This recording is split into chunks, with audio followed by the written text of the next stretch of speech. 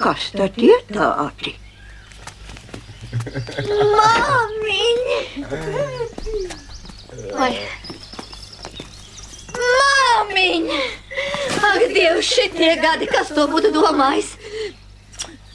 Cik labi, ka sveika dzīvo! Labdien! Labdien un priecīgus Rīgo svētkus! Kas tad ir tādi? Šito zālēm! No rīta katru ēdienreiz pa klunkšķim un dzīvos 100 gadu.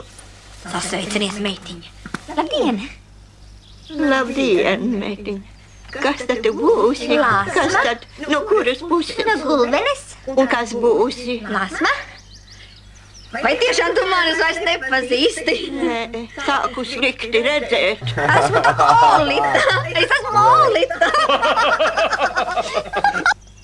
Olita! Olita! O, tad tā pati! Tā pati! Iedrīša! Iedrīša! Vai!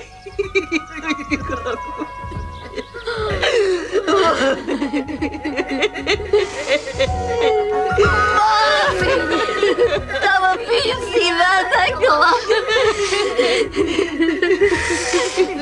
Un tas ir mans vīrs Viktors un mana meita Lāsma!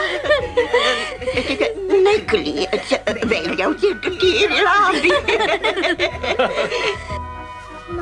Man liekas, to vīru es kaut kur esmu redzējusi. Un tu?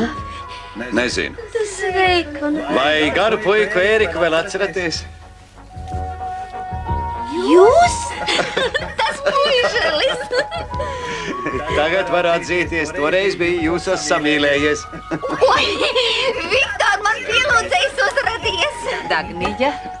Jums tikai 70, bet zināties man virsū. Noteikumos ir teikts, ka braucējiem jāturas ceļa labajā pusē.